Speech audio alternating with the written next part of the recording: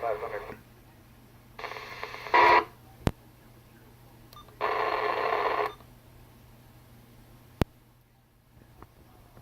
morning, YouTube. Wanted to get in here and finally talk about communications this morning. Long overdue subject, and something that I had every intention to hit way before now, and kind of discuss what I do as far as what my communications setup is. And a lot of that goes back to my background in amateur radio. I've been a ham operator now for about 25 years, and have also had an extensive background in the public safety field in police and fire, as well as EMS, and so have had a lot of experience on the radio and using radios, and I know how important communications is. So to start off, the main thing you need to do is have a way of monitoring. When an SHTF scenario finally hits, you're going to need to be able to be informed about what's going on.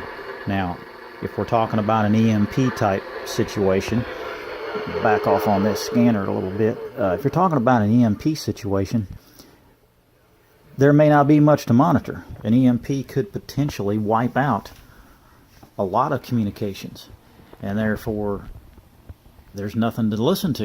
If the transmitters can't function, then the receivers can't function, and even if they could, there's nothing to listen to.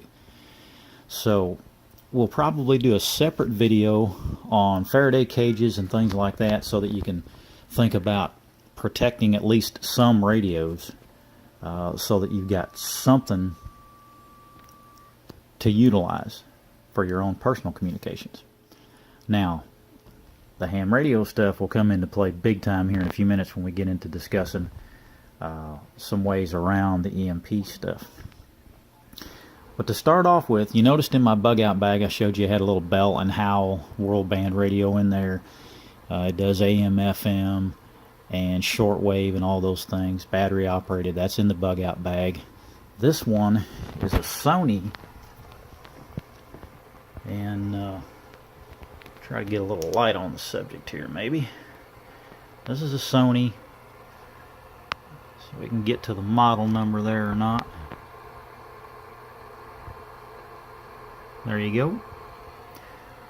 Sony ICF SW7600G world band receiver. This little bad boy will pick up just about everything you could ever want to monitor. AM, FM, shortwave, ham radio stuff as far as HF capabilities goes. This beast has a little fold-out antenna, and you could also attach a long wire antenna, which I keep there. It's in a spool that attaches to this radio and can be strung up between curtain rods in the house, or across the ceiling, between a couple of trees outside, whatever. And this bad boy can pick up stuff from all over the world. Little bitty radio, due to the way frequencies operate in the Earth's atmosphere, you can pick up stuff from very, very long distances. So that's a handy little radio to have. That would be my go-to as far as after an SHTF scenario, if I need to monitor and see what's going on. Definitely recommend something like that. This radio, brand new, probably was around $200. I got this one in an online auction for, I think, $45. Well worth it. Very well worth it. Be a good peace of mind to have that for receiving and keeping abreast on what's going on once things finally hit. I do run a regular scanner all the time too, just for keeping up on local stuff. Police and fire and weather and stuff like that is what you can keep track of on these. I keep a lot of military frequencies in this scanner too, military aircraft. We've got a stone's throw from where I'm at, Whiteman Air Force Base here in Missouri, where the B-2 bomber flies out of, so you get to hear a lot of cool stuff. You get to hear Whiteman doing some cool maneuvers and practice drills and stuff. Kind of fun to listen to stuff like that. So good scanner is another thing that I recommend. Whether it's mobile or, this can be used as a base station or mobile. It's 12 volts. You can plug that in the vehicle and take it with you. Handheld scanner is also cool, which these little radios we're going to talk about in a moment can also be utilized as a handheld scanner. So monitoring, this is what I've got going on. I can listen to anything I could ever want to hear on these. Talking, I showed you that I had one of these with me on my EDC bag. That's the Baofeng little Chinese UHF, VHF handhelds. And millions of these things have been sold. They're very popular. I've got two of them. One of them stays with me every day on my EDC bag. And then, you know, another one for another family member to be able to utilize in an SHTF type scenario. Because these things not only do ham radio frequencies, they do FRS, GMRS, MURS, lots of other frequencies that you could utilize. Now, if you don't have your ham license, you're not going to be able to talk on those ham frequencies now, but in an emergency situation, those FCC rules go out the window, so you'd be able to utilize some of those other frequencies to contact somebody in an emergency. Those little handhelds also work great as just a day-to-day scanner to carry with you to monitor police and fire and stuff like that, so they're cool for that. Very cheap. You can get those. I got one of those for $25. I think the other one was $40. Catch them on sale sometimes on Amazon. Excellent little radios. And as always, you know, they come with a little drop-in charger. You can see the drop-in charger back there with the little wall wart. The radio stands up in that charger. Or you can stand the battery up in that charger by itself and charge the battery. And I've got a spare battery for each. So the battery came with the radio, and then I bought a separate spare battery for each handheld. Always got to have plenty of battery juice. Those chargers can also operate off of 12 volts, so you could plug that into a car cigarette lighter to recharge those handhelds. We move on over to VHF base station / mobile rig. Had this one for a long time. This is an old Kenwood. 2 meter or VHF frequencies is what this operates on. 144 to 148 megahertz to kind of give you an idea. Most of your police and fire stuff will operate right around the 150 megahertz range in that vicinity. So it's really close to that. This runs off of a power supply here inside the house, hooked to a base station antenna so that I can talk through repeaters and talk to friends, you know, 100 miles away or more. That also can go in the vehicle, hooked to the mobile antenna, still use repeaters, and have quite a bit of range to it. So VHF, mobile, game plan is to replace this soon with a VHF / UHF mobile as a base rig, and then put another one of those also in the vehicle. A lot of this stuff that you're seeing operates off of a 12 volt power supply here in the house, which plugs into AC and gives you plenty of amperage output so that it runs these 12 volt related items. If the power goes out, it's 12 volt. It's readily available through your vehicle. Keep car batteries on hand. Better than that, get a good 12 volt marine battery, a deep cycle battery like what's used for a boat or a camper. That will have a longer, deeper cycle life to run radios like this for days on monitoring and many, many hours of transmission. So think about battery backup for everything, for an SHTF type scenario, and solar. And we'll talk more about solar in another video. The last radio that I use, and this is the most important one out of all of them. This beast is my connection to the world.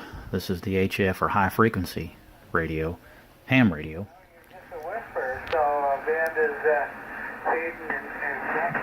And that frequency there, that's 7258 that we're on at the moment, is a 40 meter amateur radio frequency. Let's see if we can hear a call sign from one of these ham operators. And okay. 40 meters can travel hundreds and hundreds of miles during the daylight hours. Weather, sun, a ton of other factors will go into how far HF waves travel. Well, any radio wave for that matter, but HF particularly is very affected by the Earth's atmosphere and sun and things like that. You've got tons of frequency bands you can operate on as a ham radio operator, and some of it can be used for local. The 2-meter stuff, the VHF stuff, very localized for talking to someone down the street, across town, or a few counties away. This, a few states away, or around the world. I have talked on this radio to many, many foreign countries, and as far away as Antarctica. On a simple piece of wire, a dirt cheap piece of long wire, and I'll show you that antenna momentarily. So, and this radio also has capabilities of going portable. See a little carry handle on the side of it there? SHTF scenario, grab that thing by the handle, unplug it, keep the microphones hanging on the side there. Grab that beast and go. 12 volts, plug it into the truck, string up a long wire antenna between 2 trees, and I can immediately communicate just about anywhere in the world, depending on the frequency band I choose. If you don't have your ham license yet, I highly recommend it. You can get a starter license, the technician license, without having to know any Morse code. And it's not that difficult to get. A good website to check out is the ARRL, the American Radio Relay League. Lots of great information on their site on how to become a ham operator. And if you decide you want to start studying and you want to test, go to QRZ.com. Headed north, be home in a little bit. Got to stop at Home Depot, pick up some glue for my wife. And I will put links down below. QRZ.com is great because they show sample tests on their website. You can get on their site, take a sample technician test, and take it as many times as you want. Practice up and get ready for the exams. Search out local ham radio clubs in your area, and most of them offer testing sessions to get your ham license. It's very inexpensive, and it's something you'll be totally glad that you did. You'll meet a lot of great people on ham radio. You'll run into a lot of preparedness and survival nuts on ham radio. It's a very close-knit community, a great group of people, and I have thoroughly enjoyed being involved with ham radio. I've done some cool stuff on ham radio. I've talked to the space station when it was up before, the Mir space station. I've talked to the space shuttle astronauts on ham radio. I have taken satellite beacons and translated those and bounced through those and sent messages to other places of the world. You can work with so many cool things with ham radio, and the communication side of it is so vital to your preparedness and survival that it's just great to have those capabilities, and having all these other frequencies opened up to you legally to be able to reach the outside world. And you know, if nothing else, I can monitor so many things on this that it's going to keep me informed. Even if I don't transmit at all, I can at least monitor and learn a lot about what's going on in the world. So I highly recommend doing all those things to get your communications in gear. Some sort of world band radio to monitor shortwave stations and local radio. Some sort of scanner to keep abreast on local emergency stuff like police and fire. Some sort of localized communication in the form of like a VHF handheld, maybe even UHF, which these will do both. A mobile way of transmitting locally through VHF, and then a way of transmitting globally with HF, or high frequency. And all that's different between those bands is just the length of the radio wave. The actual sine wave, the radio wave that is put out, is different from one to the other, and they all have different characteristics, and they all perform differently depending on atmospheric conditions, sunspot cycles, the position of the sun, weather. A lot of that comes into play. So if you've got all those bases covered, you can make communications in even the worst scenarios. Well, let's go outside for a moment. I'm going to show you the long wire antenna that's attached to this HF radio and show you how it basically just consists of nothing but just a cheap piece of wire. You can buy this antenna brand new for about $50, or make one yourself for about half that. Throw it up between 2 trees, and the world is at your fingertips. Alrighty, we're outside, and you can see where one end of that long wire antenna is attached to a tree. Follow that wire across the sky there. This is about 30 or so feet up in the air. It goes over the top of this tree and works its way over and finds itself attached into that tree. Now, in the center of this long wire antenna, each leg of wire that stretches between the two trees meets in the middle at a little connector which attaches to some other coax called, not actually coax, it's antenna wire, it's called ladder line. You'll see why they call it ladder line. It actually looks like an actual ladder. And that ladder line comes down that tree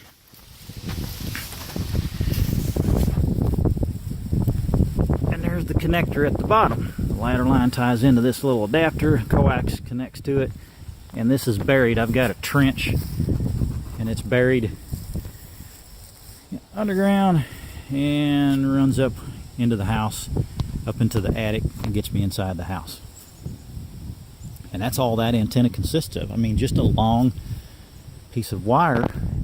And that type of antenna, I think you can probably see it there, hopefully, that wire. What I did to get it up in the tree is just bow and arrow.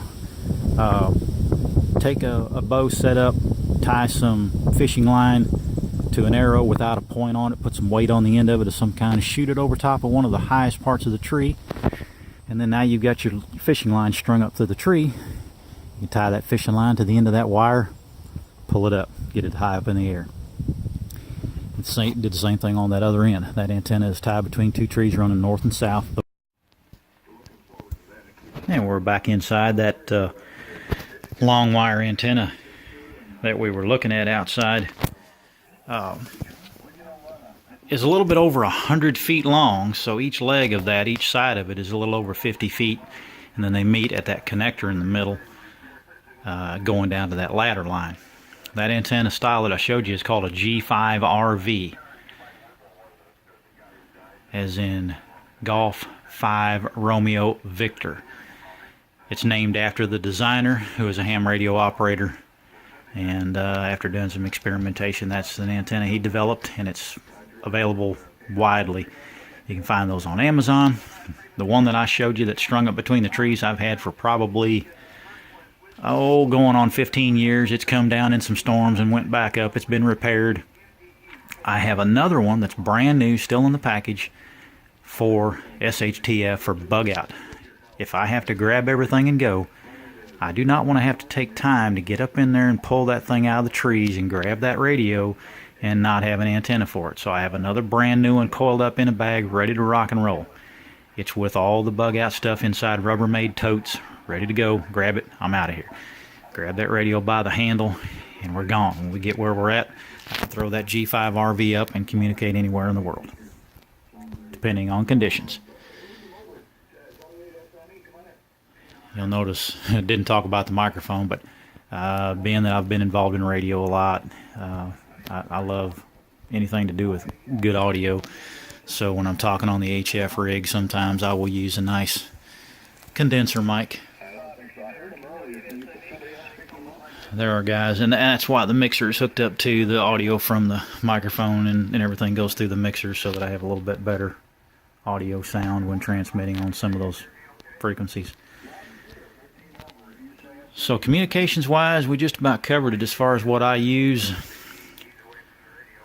This has evolved and changed over the years. I've had more gear than this, I've had less gear than this. I've gotten involved in some other modes, some digital modes for a while, but this is the current setup, and mainly just wanted to go over this to kind of give you some ideas and some pointers on where you can maybe start. If you can only get one radio to start and you don't have your ham operator's license, start out with something like a little world band radio so that you can at least monitor and stay abreast of what's going on.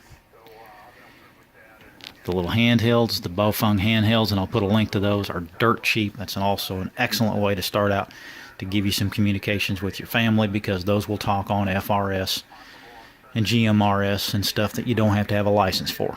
If you do get your ham license, then you've opened up thousands of other frequencies that you can talk on those handhelds with. including repeaters.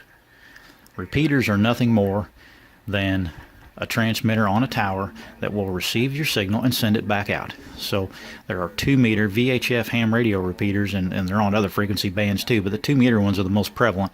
They're all over the United States. They're all over the place. You can buy repeater books that show you where they're at.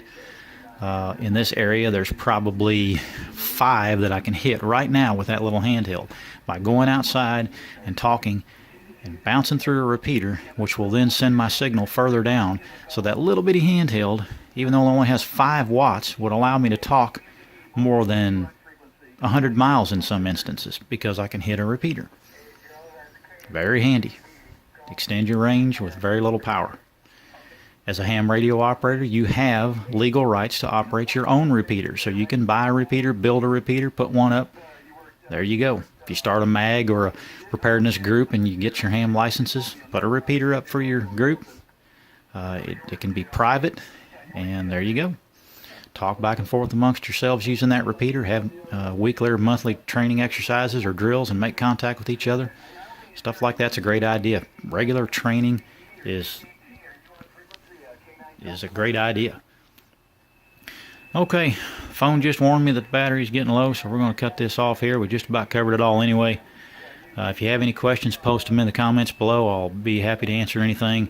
Would love to see you get your ham license if you don't have that yet. And the links will be posted in the comments below on how to find sample tests, ham radio licensing info, the handhelds, the antennas, and all that good stuff. Alrighty, folks. Big weekend coming up. Tomorrow's the 4th. That's when they say this Antifa stuff is going to get squirrely. So stay close to the radios. Stay close to the news. Keep your head on a swivel.